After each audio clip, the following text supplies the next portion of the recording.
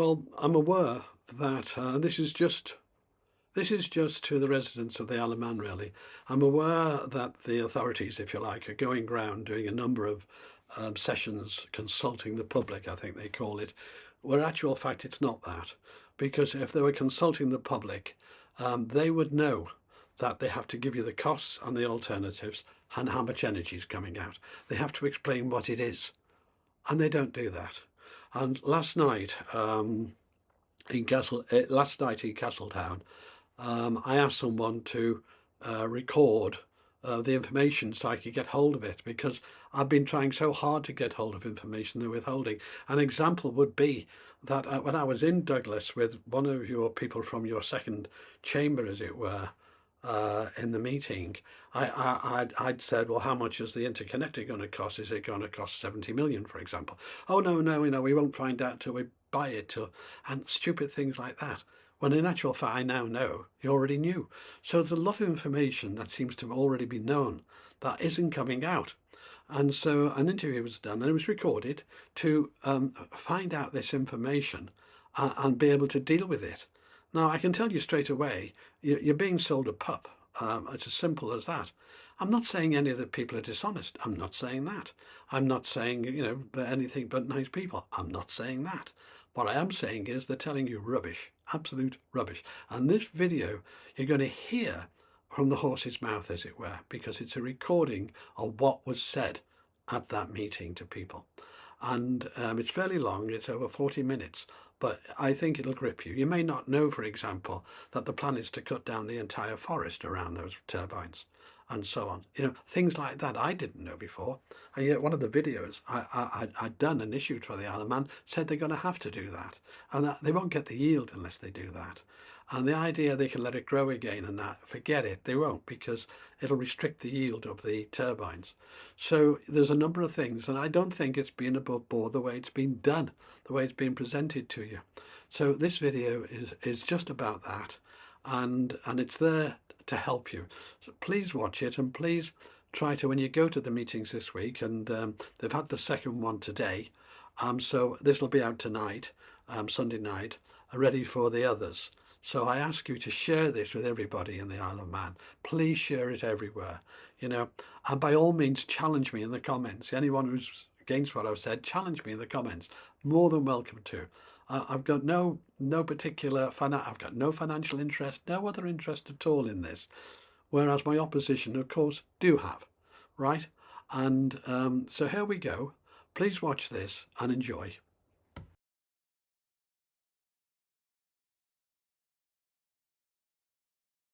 No, but as you say, it will be turning, but it might only be making 1 megawatt, or half a megawatt, or a quarter of a megawatt. Yes, and that's the point. That is true of all renewables, isn't it? Yeah, but the idea is to get rid of gas, isn't it? Yes. So what's going to catch it when it stops? The main difference, well, the interconnector is a very valuable asset. Power cable to the UK is a thing that already stabilises our power system. Right. So the difficulty with the interconnector as we have at the moment is it has a capacity as well, so you can only flow consistently about 60 megawatts through it in either direction. Yeah. So that's why you wanted a second interconnector. That's one of the options that we were looking at. You also see in our demand profiles which say above a 60 megawatt threshold, peak demand in winter is around about between 75, Yeah, yeah. So something in the winter has got to make up the difference. Yeah. So what's the MUA's, if you're looking at an interconnector, what's the cost on that? We looked and we've tried to discern where all our landing points might be, where we would need to connect both here and in the UK. We've got an identified location in the UK, and we've identified a viable route to the UK. Mm-hmm. We've got initial agreements in place with the network operator in the UK about where we would terminate. But the cost of it all, on first blush estimate, was about 220 million quid. Oh, so, when was that done? About 12 months ago. But what we've been doing since then is trying to find how can we get money out of this first initial, stab at costing an interconnector. And So what you could imagine when we said it could be 220 million quid, people are going, well, that's a lot more expensive than we envisaged. Because what was the 60 megawatt? What was the cost of that at the The time? initial one, we built it in 2000, and I reckon it was done at the time. And the point here is, it was the commercial arrangement or the deal was a 40 megawatt interconnector, and it cost, I think, about 40 million quid back in the day. Yeah. So you got 60 megawatt for now, 40 megawatt. Yeah, because we did decent due diligence in the design, and we put spare capacity in the conductors. So we've managed to get the rating up to about 60 megawatt continuous. This was one of the questions I asked when I was in the Isle of Man. I could never get an answer, even though they knew the answer to that before I was there, because they knew the answer a year ago. And it was a budget price of about £220 million. And that works out to quite a lot of money. So just with a population of 85,000, let's look at those figures now. Now, just on the capital cost alone, you've got 220 million for the connector, and you've got 40 million for the wind farm. So that's a total capital cost. And this is not all of the factors, such as the biofuel support and so on, but it's 260 million. And that's a cost per head. If you divide by the 85,000 people in the Isle of Man, the population is £3,058 for every man, woman and child, which is for a three-person family, say £9,176. The interest charge alone on that at government borrowing rates at the moment, about 4.2%, is £385 per family per year. Plus you have to repay the capital, let's say at 13 million a year over 20 years, and that's £459 per family per year. So altogether, say around about £840 per family. That's for a family of 3 per year. And there are more expenses options planned on top of that, a lot more. So just on those two items alone, you're going to be spending a lot and committing to 20 years of real expense. Don't forget you've already spent 3 million just on one consultant. So you get a very expensive renewable energy for this, not cheaper energy, much more expensive renewable energy. But let's look at the logic of a connector expansion. Well, congratulations. You'll be connecting to the country with the most expensive electricity in the developed world, as per this chart here. Not a great thing to do, but it gets much worse than that. Okay, so there we've got a capital cost. You've now got the operating costs. Now, yeah, you can have winter demand as high as 70 or 80 megawatts. Just remember the figure, 70 or 80, and you need to cover that. Well, at the moment, you cover it easily with your gas and your backup diesel, which is your expensive backup diesel, you say, but that's there. Nowhere near as expensive as importing when you need it on an interconnector that you're just going to spend £220 million on to start off with. You've then got the operating costs of that on top of that. But then when you demand electricity is when you're going to have no wind, isn't it? When the wind's going to be low. But when the wind's going to be low on the Isle of Man, it's going to be low in UK and probably in Europe. And we've had to buy in, just last week, the last few days, the UK has had to buy in power at £1,030 a megawatt hour just to cope and avoid a blackout just in the last few days. Funnily enough, that came immediately after the grid issued a statement saying they're covered for the next 4 years without fear of blackout. That's how disorganized we are. So when you ask for that energy, it's going to be extremely expensive, maybe 20 to 50 times the amount of a normal energy price, the normal energy price. That is a problem because when we're low, you're low. And by the way, when we're high, you're going to be high and we won't want it. So that's the nature of the way this is going. Now, if you kept your gas, you wouldn't have a problem with your gas and diesel. In fact, you don't have a problem at all now. All this extra cost that's being heaped on you is being heaped on you for nothing because there's no benefit. No one can tell you. I calculated it out for my talk. About a 40th millionth of 1 degree centigrade if the Isle of Man disappeared. So that's in the future. You can't measure it. There's no measure. If the UK and America and South America, all those places, Europe disappeared, we'd still have growing CO2. And there is no question about this whatsoever. There is no benefit. Well, besides virtue signalling of your politicians who can travel abroad and do nice little things, saying Kilda's out there coping and so on and so on. So that is the only benefit, virtue signaling for all of this money you're spending. But I'm just telling you now so everyone knows the sort of costs you're heading into and why the logic of that interconnector is flawed. You're far better off being independent with the energy under your own control. By all means, keep the great interconnector, and they obviously planned that well. They paid, they think, about 40 million quid for it, and it does 60 megawatts transmission velocity, if you like, speed of power coming in is 60 megawatts. So that's where we are with that. But I find that amazing that they don't really explain this to you. Now, the wind energy is going to be much, much more expensive than they're saying. So you've got the interest costs on the wind energy, that 40 million, of course, which I've just covered. But you've also got major other costs. The actual energy production is very, very high, the cost of it, because of the intermittent nature of it. And you've got an efficient gas station, called a closed circuit gas station, which is going to find it very difficult to back up the wind. And the reason is it takes too long to be called upon. Open circuit gas stations are very fast to react, and that's what we tend to use in the UK. But they use 50% or 40 to 50% more gas. They're so much less efficient. So the very fact we've got wind in the UK is imposing huge extra costs on our gas. Currently, about 25% of the gas price is due to the fact we've got wind, right? So that's where you are. That's where you are.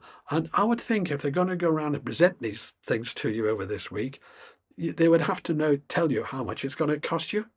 And by the way, when they buy in on the Interconnector, according to the Freedom of Information request to your own parliament, to your own government, they admit that the green energy is more expensive, right? And they're paying a very high price when they do import in the past. But this is going to be nothing to the future because everyone has gone mad at the same time, basically. And I'm asking the Isle of Man, just be sensible about this.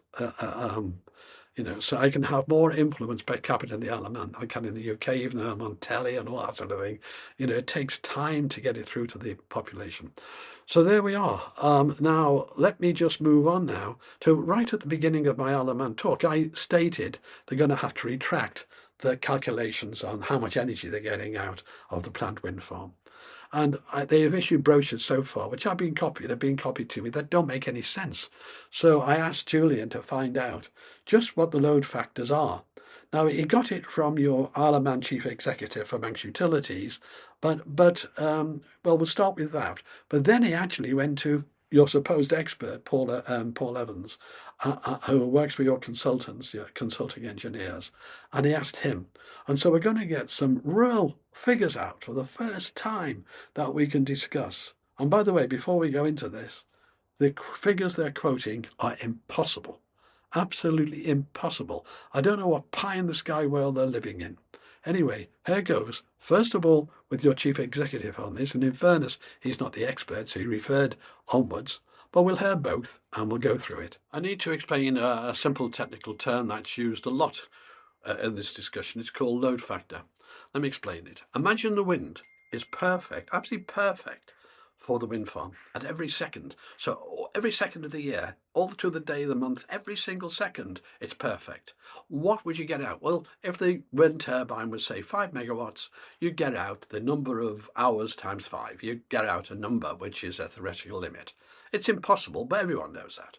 What you actually get out, though, is the load factor, and that's a percentage of that. So if we call this perfect world 100% and you get out 50%, then if you've got a 10 megawatt turbine, you get out 5 if it's 50% on average. Sometimes it would be 10, sometimes be nothing, but on average you get out about 5 if it's 50%. And by the way, I'm forecasting your based on what's all around you, your expected load factor should be about 27%.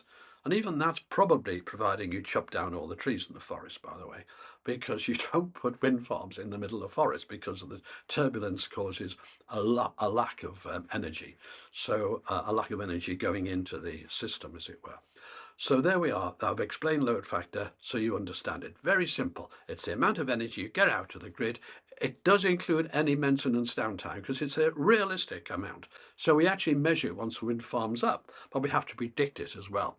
And so a good way to predict it is look what people get around you who are the different circumstances. And doing that, it comes to 27% for the Isle of Man.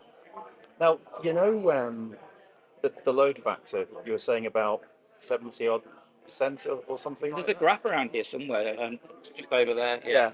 Um, Yeah. so, And you would be how is better that? speaking to Paul about it. Oh, right. And he is free now. It's just there.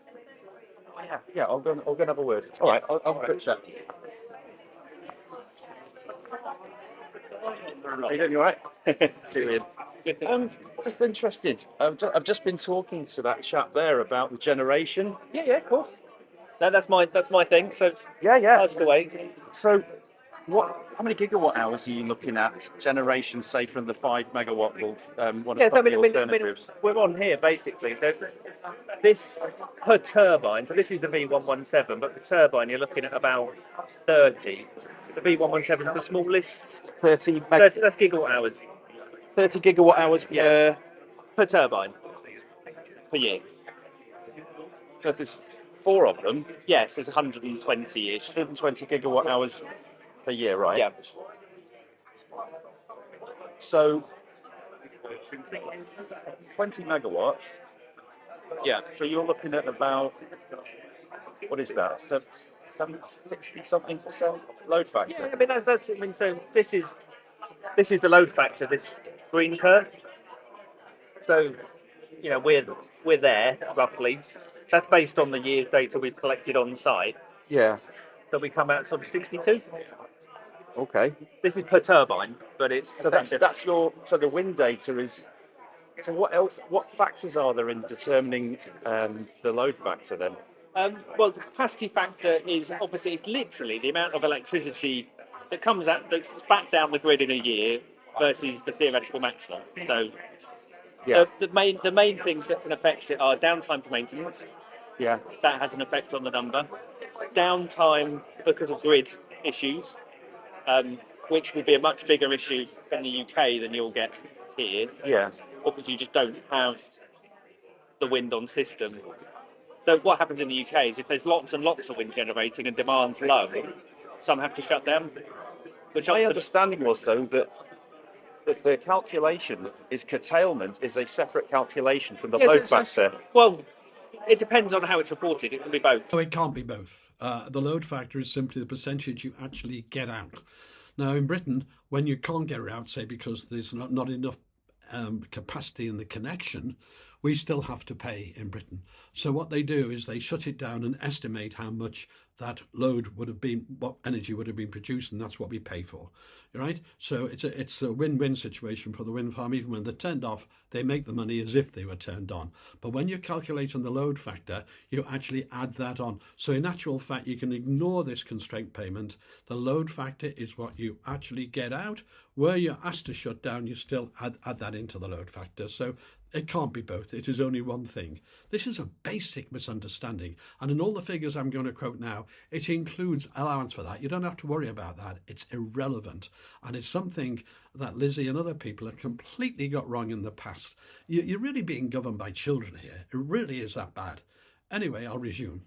If you're up at 60%, Yeah. can you name another wind farm onshore in the UK that's anywhere near that? At the moment, no. Anywhere? No. Well, yeah, I've seen some in Antarctic, Canada, places like I know, that. but I mean UK jurisdiction. No. So there's no other wind farm anywhere in the United Kingdom, anywhere around us, that does that sort of load factor. On top of that, apparently, there are wind farms in Antarctica and in Canada, probably in the Arctic Circle. I'll first examine something that's much closer to you. It's the wind farm that you can see offshore. But first of all, let's look at what wind is being recorded at Airy Stain at this wind farm location. Now I need to explain something. At Airy Stain, where the wind farm's been proposed, they've measured the wind speed, which they're saying is incredible. It's 10.5 metres per second, average at 100 metres height. And it's the height that's very deceiving, and I need to explain it. Now here is the graph of wind speed against height, because the higher you go, the greater the wind speed. It's caused by the drag of the earth. And that, of course, is why if you have a forest at the bottom, you're going to have really considerable increased drag. So that's why you've got to do away with the trees. But forgetting that for the moment, near to you, you have an offshore wind farm. Part of it about 20 miles away, another part of it 40 miles away. But it's in that direct wind path that you have on the Isle of Man. And of course, as an offshore wind farm, as I'll explain in a minute, it has much higher yields than anyone can get onshore. And that's to do with all the turbulence caused by the hills and mountains and so on, and the ground cover in the Isle of Man. So let's look at what that produces. Well, that has an average wind speed of 9.3 meters per second at 80 meters above the ground. So what is the typical difference from our graph between 80 meters and 100 meters? And the answer is, so that would give the rough wind speed at Walney, instead of 9.3, at 9.55 meters a second. But that's still not the same as you get on the island with the 10.5. And the reason is very simple. The one on the island's even higher in the air than the one on the sea, but it also has the huge disadvantage of being on land. So let me explain that now. Well, here we have a 10-year period from 2010 to 2019, and you have the onshore and offshore load factors. And as you can see, the offshore is always much higher, around about 10% higher. That is absolutely normal, sometimes more than that, than the onshore. The reason is purely due to ground turbulence. So as the wind sweeps up to Eriestein, it'll be passing over all sorts of objects, the ground and so on, and causing eddies and turbulence. And that is the problem. And that is why always the offshore has a much higher load factor. Around about 10%, you could say on average, but in this case here, it's as much as 13-14%. So what load factor does Walney get? Well, the answer is, on the recent year rolling average, 33.8% in phase 1 and 41.4% in phase 2. Phase 2 was higher, the turbines were higher. And its height of turbines, that is the big improvement over time in performance in the wind farms, not the turbines themselves. Yes, the turbines themselves have improved, but that is that's a very marginal improvement compared to gaining more height. So in Eriestein, for example, with the 4 or 5 megawatt turbines, I'm saying 27%, but if you put them up to 200 meters instead of 150, you'd probably get about 33%. But that's the sort of order we're talking about. At this stage, I could go on to Antarctica and things and compare it, but I think I proved the point. You've got this wind farm on the sea, which always gives a higher load factor. And you've got on the sea quite near you. You've got the same wind patterns going to it, and totally tallies actually with the wind mean speeds, etc. Although they don't really use mean as such in calculating the load factor. But there's no way you're going to be getting 50% more than the offshore. You'll be getting less than that. So, and typically you'll get about 10%, 10% less. So that's getting 40 off there. Expect in the region of 30. I can understand 30, I can understand 32, but it's in that region you're going to be. Yes, you're not going to be in the 62s anywhere near it. And I just can't believe people are advising you this way. And all you've got to do is go to an expert. I mean, there are real experts who study wind farms. There's one, a professor in Edinburgh. By the way, when I spoke to him privately, he said he would expect from Eriestein, if it was the 200-meter height, not the 150, he'd expect the 33%. And that's why I came up with that figure. So I know world experts are saying this. As regards the life of the wind farm, don't believe this long life business. He's done work on this, taking the actual records from wind farms. And the problem is the old turbines, which are smaller than 2 megawatts, actually lasted longer. The ones larger than 2, like the ones you're proposing of 5 and 7, actually have a shorter life, because after about 15 years, the maintenance costs become so high that they're not worth keeping going unless you get extra money. And Ed Miliband in the UK has had to prop some of them up with extra money just to prolong the farce. So I've had to do this video very quickly. I could go into more detail, but I don't think there's a need to. And maybe just a few more points I'll pick out of the conversation, and then we'll finish this video. So where does this? Because my understanding is that if you look, say, UK government And the wind Yeah. consortium, who's Ørsted and Yeah. SSE, they're saying onshore 26%, offshore 40%. Yeah, well, but that's an average of what's built currently. Just as regards, being out of date and the old ones can't do the work, let's just look at a list here. And this is all numbers up to May 2022. And you'll see these are all offshore, by the way, and you'll see the average load factor overall there, it's 42.2%. And look down the list there. This is for offshore. This is for offshore. And look at the ages as well. Well, here, this one's 3.9 years old. This one is just 1.8 years old. So, and that's what you're getting out of it. Yes, offshore. And that's a very good one. So another one here is 2.4 years old, Hornsea 1. Yeah. And another one that's short, a very current one, Moray East. Well, that's only getting 26.3%. So, and another one 4 years old getting 38%. But you can see what we're in. And this is for offshore. You can knock more or less 10% off those figures to get onshore. But yeah, those ones. So take Goonhilly, for instance, which is down in bottom of Cornwall on the Lizard Peninsula. Yeah. So that wind farm originally had 12 Windane 400 turbines. Yeah. That was achieving about 20% capacity factor. It was repowered with Vestas V80 wind turbines, 2 megawatts apiece instead of 400. Yeah. Much newer design. It jumped to 33. Let's just do a fact check on that Goonhilly one.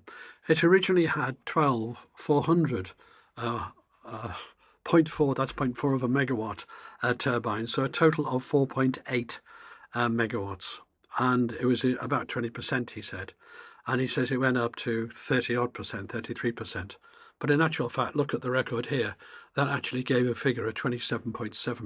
And that's after more than doubling the size of the turbines. In actual fact, they were totally different mass. They left the old turbines, chopped them down, left the bases there, built brand new bases and put a new wind farm up. So that new wind farm produced 27.7 load factor, and the old one apparently, according to this chap, produced 20.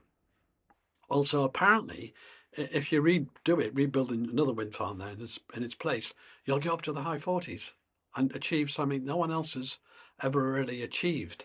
And I just find this incredible. Now, I'm sure this chap means well. I'm sure he's honest. I'm sure he's not intentionally in any way deceiving you. I just think he's plain wrong. And that's the only way I can express my views. But why don't you check this out? Why the authorities in your government, don't you check this out? Check it out with the Edinburgh University chap, who are a leading light in the world on the age of wind farms, how they age, on maintenance cost, operating cost, and on what yields you get. Right? Check it out with him. It wouldn't cost you very much to pay him just to do a basic check on these load factors. That's all, because it'll show you they're completely out of tune with the rest of the world. You're now going to hear Paul actually explaining how they adjust for the year-to-year wind fluctuations. And what he explains is totally correct. I fully agree with him. I'm just puzzled why it hasn't been done already, because it's such a simple exercise to see whether the 1 year's wind data they've recorded, how that fits in with the yearly patterns. Is that a high year, a low year, an average year, and so on? That should have been done. But no, they go to consultations without you knowing the costs, without you knowing exactly what they're proposing, actually. A bit of smoke and mirrors. But on this point, I agree with him. So, say the airport, for instance, Yeah. where they've got an anemometer that's been there for a long time. And what we'll do is we'll take that 1 year's worth of data and compare it, Yeah. and then use the long-term data to say, well, if that ratio we're seeing for this year, Yeah. we'll assume that ratio applies for the longer term, and we'll actually get a longer term figure, Yeah. and it'll drift Yeah. one way or the other. I mean, the Met Office have given us a long-term figure of 11 for the site. That's the average. Yeah, based on their forecasting model. Yeah. But does the average mean anything though? Well, no. I mean, all you can do with any of this is take the past and project it to the future. The Yeah. reality is we might see some sort of catastrophic weather change that means we have a lot less wind or a lot more wind, or both. you can't, but we can't predict that. All we can do is take. I mean, the reality is with climate change, it should only get windier. With climate change, it should only get windier, and this is because there's more energy in the air. In actual fact, of course, that's wrong. Let me explain something about weather and climate. A wind is caused by a difference in pressure between two places, which can be caused by heat. But wind, it's about the difference. It's not about the absolute value. In fact, there's one planet in the universe that's sorry, in the solar system that's hardly any weather at all because it's hot everywhere. So if it's the same heat in both places or hotter, or if the difference between the two is less, then there's less wind. So wind is to do with difference, not to do with the absolute amount. And because the warming from climate, since we've had the little ice age, the warming's occurred from the poles inward, the equator hasn't warmed. What's happened is we've changed the difference between the equator and the poles. We've lessened it. And that's why if you look at the total energy of all the hurricanes coming over the years, that's declined because the hurricanes have the job of moving heat from the equator to the poles, less difference, fewer hurricanes. That's how it works. All the data's there for that. So he has he has no understanding of the real true climate thing. He's just going for the standard alarmist narrative with that. There's a So couple the of wind newer farms ones are better. much better. So, you know, I was reading about the floating ones off Aberdeen, Yeah. the high wind, Yeah. and they've all failed, and they're quite new. So was that under Siemens? Yeah, so that's a specific issue. Yeah, so they have one of their turbine models. They've actually stopped selling temporarily while they look at that. Yeah, so I think they're up in Norway now, aren't they, or something, being fixed. Yeah. Have they got an update on when that's going to be redeployed? Last time I heard, they were looking early next year. Yeah. So Have it will be just over a year or something since a the full fix on that. Yeah. yeah. So the point Julian has lifted out here from Paul is that, modern turbines do break down. In this case, the high wind ones, that's offshore in the North Sea, up off Scotland there, they broke down so badly they've been out of action since last January, and they were saying in the fall, but now they're saying early next year, or it could be 2 years. So in actual fact, quite funnily, they claimed a world record over the 5 years they were going of about 55% load factor. That's still lower than you're claiming, by the way, and that's floating offshore, extremely expensive wind. And they're still out of action. So their load factor now over that period has dropped and dropped and dropped. And it'll be below 40% or in the 30s by the time they recover it. So you can't just say wind turbines are great, they're always improving. They're not. Siemens, who are the biggest manufacturer of them, they actually produced the 12 gigawatt wind turbine, and that led to huge problems and the biggest corporate loss in business history of $4 billion. So don't assume the bigger the better. And what researchers found is once you've passed the 2 megawatt old ones and you come up to the 3, 4, 5s and so on, the lifetime is shorter. And so you can't believe a word they're saying about lifetime. I would expect about 15 years from the farm they're proposing. Yeah. So the calculations. So you've got what was the other thing I was going to ask you? EIA. Yeah. I noticed on the MUA website that there's another year's worth of wildlife. Yeah. But the planning application is going in January. Yeah. That kind of doesn't make sense to me. It's literally a check. The reality is that the second year is not likely to show very much difference at all to the first year. Yeah. But they sometimes do it in Scotland as well. Effectively, it's just to double check that there weren't any weird anomalies in the first year. So the expectation is the mitigation proposed on the first year will still apply for the second year. But if for some reason it does show that the first year was wrong, then they'll have to look at that. But it'll be dealt with, I would have thought, under planning condition. I mean, and the reality is there's not going to be a decision on the planning until quite some time after it goes in, because it's got to go through an awful lot of processes. Yeah. 25 to 28 metres a second. So once these are installed, when it's not working, what is the plan for catching base load? So initially, obviously, while it's operational for Rose, when that goes offline, it'll be a combination of Peel and the Interconnector. Which is diesel. Well, it's hopefully going to biodiesel. Right, okay. Which I think isn't that clean, actually. You know the costing of the wind farm?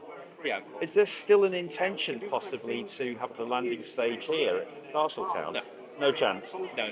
The reason I ask is the original mooted price was 23.5 million. Yeah. Then it went to 36 because they said, oh, we might need a landing stage, which was an extra 12. Yeah. How come that hasn't been removed from the cost? If you, or the, Yeah, like I said, I'm not particularly close to they've the. added it. to They've the added on pricing. another 4 to make it 40.